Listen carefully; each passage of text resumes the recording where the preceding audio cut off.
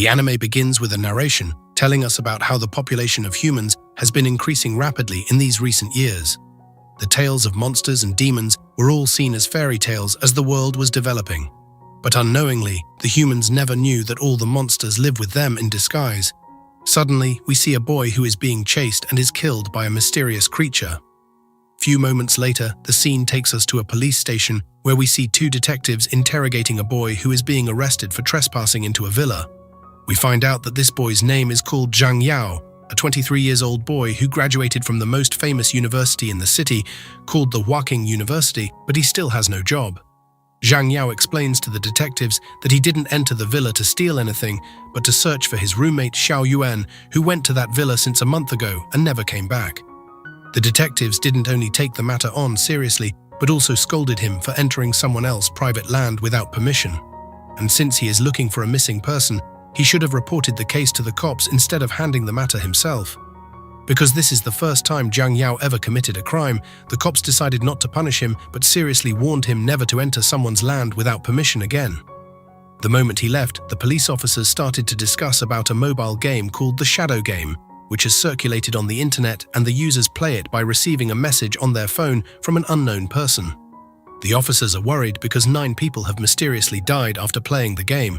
Meanwhile, we see Zhang Yao once again, who couldn't just sit and wait because he sent so many voice notes and messages, but still haven't gotten a word from his roommate. Zhang suddenly decided to sneak inside the villa again, despite the cops' warnings, dodging some security guards to see what he can find concerning his missing roommate. He goes to the spot where Yuan's phone signal was last seen and saw his necklace on the floor in front of a strange clock. Zhang quickly hid immediately after a security guard walks in to check the house. The guard receives a message on his phone and starts acting like he's being controlled after reading the message. He stands in front of the strange clock and disappears. Quickly follows him and saw that the clock had changed to a secret door. He uses his necklace to locate where the guard was and sees the guard trying to stop his hand from killing himself. Zhang rush in and save the guard before knocking him out so he can't try to kill himself anymore. A mysterious shadow creature suddenly grabs Zhang's neck trying to kill him, but he was able to break free by using his protection necklace, but sees himself surrounded by dead bodies. A strange guy eventually walks inside the area and informs Zhang that those dead bodies are zombies. Before Zhang could realize it, all the dead bodies already woke up and started to attack him, and with the help of his necklace, he finds out that those zombies were being controlled by a mysterious creature in the shadows. The creature attacks Zhang and almost killed him, but the strange guy was able to save him in time. The guy gives Zhang some of his powers that enabled him to see the mysterious creature in the shadows, which turns out to be a gigantic bird that continues to attack Zhang. The creature almost killed him this time around, but he unconsciously activated his inner powers, making him to defeat the terrifying monster in one blow. Still under the influence of his inner power, he attacks the strange guy, but he was knocked back to his senses. After the fight, Zhang sees his roommate's phone beside one of the dead bodies.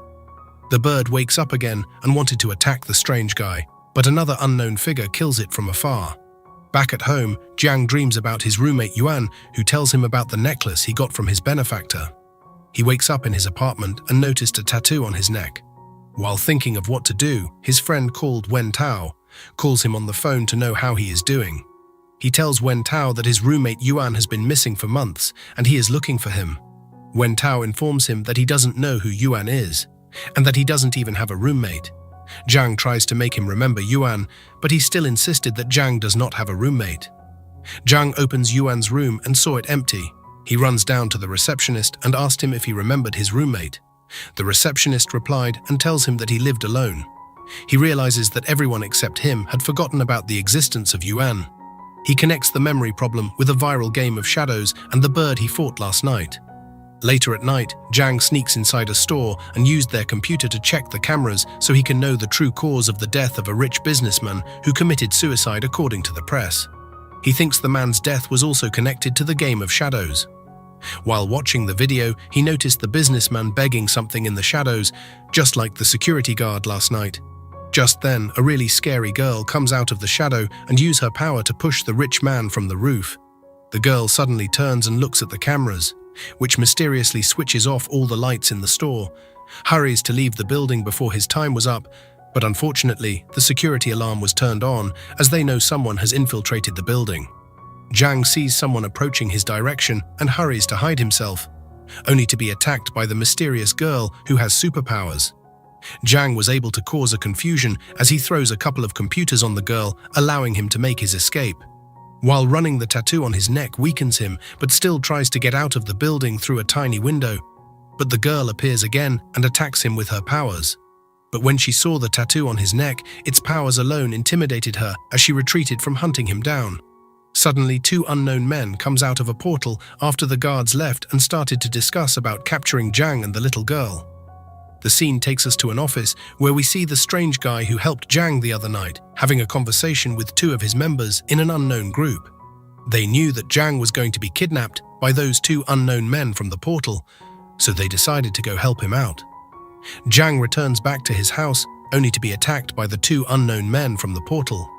The mark on his neck transforms into a chain and is held by one of the men. They introduce themselves as messengers of the underworld and say that Mr. Yanmo, keeper of the underworld, told them to capture and bring him back to the underworld. They let him know that he died 10 years ago, but he tampered with Mr. Yanmo's records and used a magic technique to come back to life. Zhang doesn't understand what they're saying. He tries to escape, but they immediately separate his spirit from the body. As they were about to leave with Zhang's captured spirit, the strange guy walks in and stops them. He tells them that it's against their rules to take a living person back to the underworld. They threaten to kill him if he tries to stop them. Then he shifts and Zhang's body wakes up. The power that possessed him when he faced the bird returned. The two messengers noticed this and quickly returned Zhang's spirit to his body to merge with the power. They tell Zhang that they'll be back for him, then left. After they left, Zhang asks the strange guy about his roommate. He mentions to the man that everyone except him has forgotten about Yuan. He also asked him about the little girl in the mobile game of Shadows. The strange guy tells him to come with him so they can meet with someone who can help him answer his questions. They finally got to the Lingyu Association and is welcomed by a lady. The lady, whose name Whis revealed to Yunlan, welcomed them and tells the strange guy to leave. Before leaving, he tells Zhang he was now under the care of the lady and the other guy, Juhua. Juhua heals Zhang's injuries and the girl takes them inside the Lingyu Association to meet with their president. She keeps them in an office and tells them the president is in a meeting, so they should sit and wait for him. Juhua gives him tea and he falls asleep after drinking the tea. He wakes up at night and as he goes outside, he wonders why the whole place is so empty. Suddenly, mysterious figure started attacking him from the sky. He runs into a cave of man-eating plants who tried to eat him. The mysterious figure in the shadows blows him away from the cave.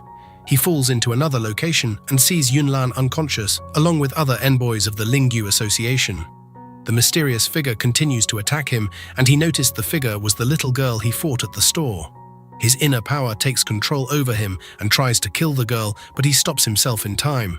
The girl transforms into one of the envoys, and another envoy jumps down to stop Zhang. Zhang collapses, but was caught immediately by the male envoy. He gives Zhang a bit of his power to help him survive before he slipped off. Zhang dreams and remembers when his teacher picked him up from the streets and took him to her home. He wakes up the next morning and sees a young lady taking care of him. Jiwoo and Yunlan walk in and explain to him that what he saw last night was an illusion. They say he was being tested and must learn how to control his power. While walking down the hall, he sees a painting of a war between humans and monsters. They explain to him that every envoy in the Lingyu Association had a shikigami they used to fight. Juye tells him that they need him to collect the demonic power of the ancient beasts. He was the only one who had the colorless attribute and whose body can contain the power of the beasts. They finally met with the president of the Lingyu Association, and he introduced himself as Lu Jingyi. The president explains the game of shadows to Zhang. He tells him that everyone who died because of the game was connected to the empty building Zhang sneaked into before. He informs him that only the security guard he saved that night and him are the two people who played the game and are still alive. Furthermore, he mentions that the empty building was once an orphanage home where the security guard worked at. The security guard was smoking one morning and mistakenly dropped the smoke on flammable materials in front of the building, which caused the building to catch fire. Were many casualties from the fire outbreak, and the building eventually got burned. The rich businessman purchased the building after it got burnt, and it was later discovered that the businessman and the security guard knew each other. He had employed the guard to burn down the building so he could buy it. The president tells Zhang that only one person survived the fire outbreak, and it was the little girl who he fought at the store. She was in a coma before she died 2 days later. When the doctor came to move her body, he couldn't find the body and the person who has been taking care of her in the coma before she died. This person was John's roommate. Yuan Zhang became shocked and asked if they suspected his roommate and the little girl to be the creators of the Game of Shadows so they can use it to get back at those involved in the fire outbreak at the orphanage home. They tell him yes, and although the little girl died, they believe his roommate is using a rare power to mutate and control her body like a puppet. They want Zhang to act as bait so they can capture his roommate and know the truth. The president tells him that he has the power of an ancient beast in him. Zhang became shocked and said he has never encountered any beast who gave him power. Immediately, he remembers when he met the strange guy at the beginning and the power he gave him. The strange guy appears at the meeting, and Zhang finds out that he's one of the ancient beasts, Tao Tai, the beast that the Lingyu Association tamed to work with them. They all plan to use the security guard who survived and catch the little girl so she can lead them to Yuan. At the hospital, Zhang transports the security guard to a different location. They hope for the little girl to follow them so they can catch her. On the way, he finds out that the security guard was fake, and it was Yunlin that disguised as him. He stops to get gas, and while waiting for Yunlin, someone attacks him from behind and knocks him out. He wakes up in a building and sees Yuan. He tries calling him, but Yuan doesn't respond. The little girl, whose name was Ali, runs through Zhang and hugs Yuan. Zhang finds out that no one can see him and watches as Yuan and Ali talk to each other. It was the orphanage home, and Yuan came to visit Ali. Zhang finds out they're both siblings and sees when she gifts Yuan the necklace he was always wearing. Later, the day changes to night and the fire outbreak happens. Yuan comes in and starts looking for Ali. Zhang forgets that they're unable to see or hear him and tries to stop Yuan from entering the fire, but it doesn't work. As Yuan walked through the fire, Zhang sees some light shining on his skin. Yuan finally sees Ali under a piece of wood. He pushes the wood away and tries to save her with his power, but it doesn't work. A massive fire comes through the window, and Yuan uses his wings to block himself and Ali from the fire. He then carries Ali and flies away to the hospital. At the hospital, Zhang watches as the doctors try to save Ali's life, but she eventually dies. A strange man appears in front of Yuan at midnight as he mourns his sister.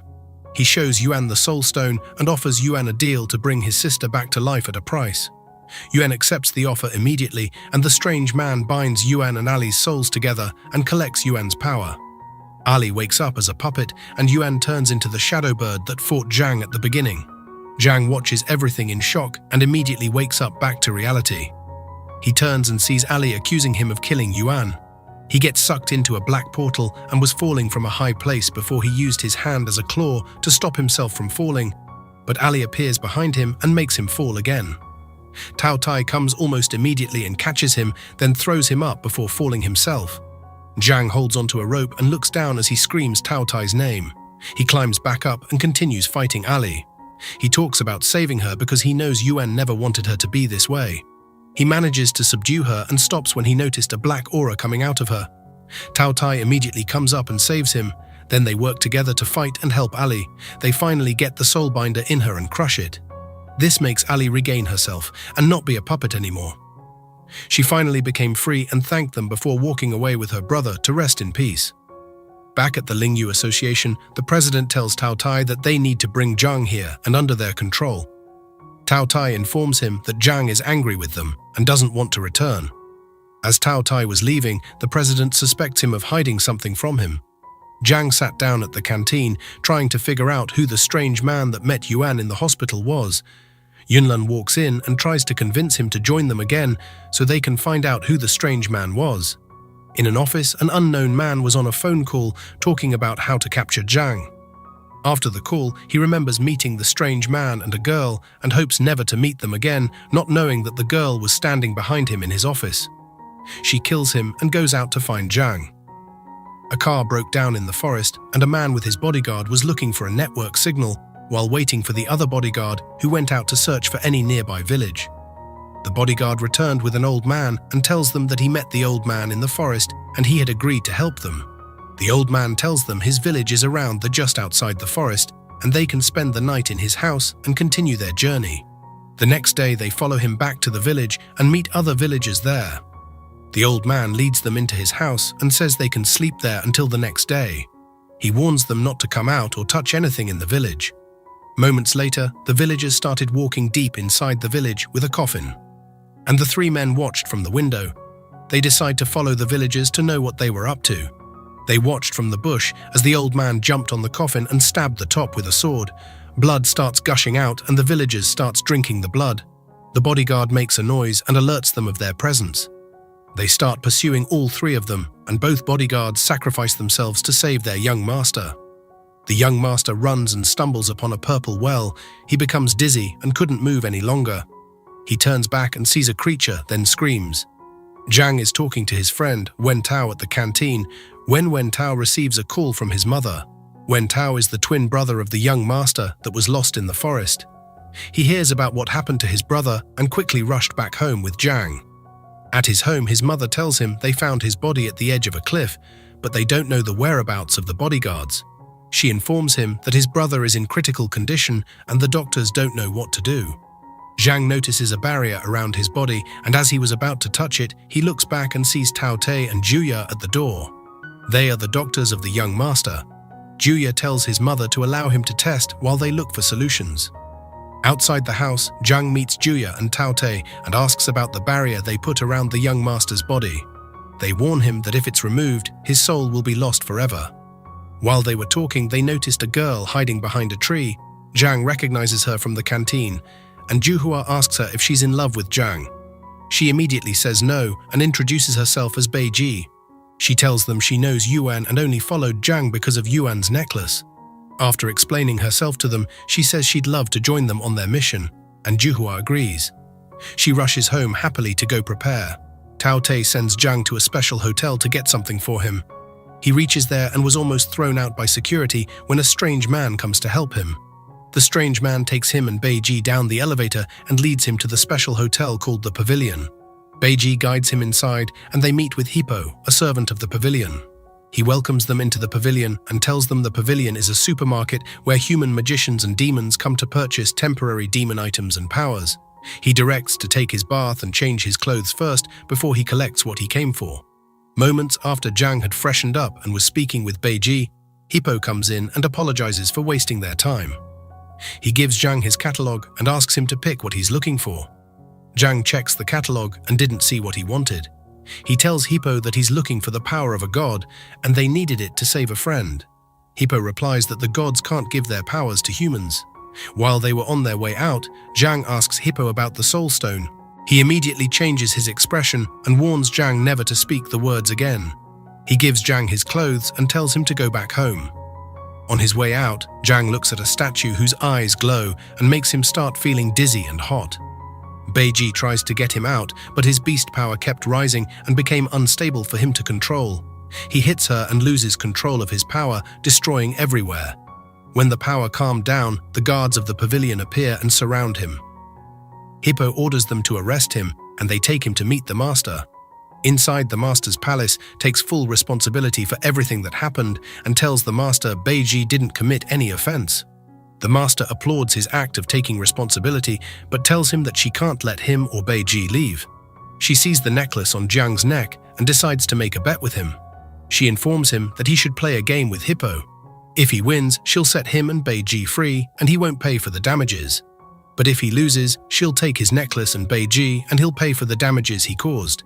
Thank you for watching, guys. If you don't want to miss out in the next and final part of this show, please subscribe to this channel and keep watching. Bye.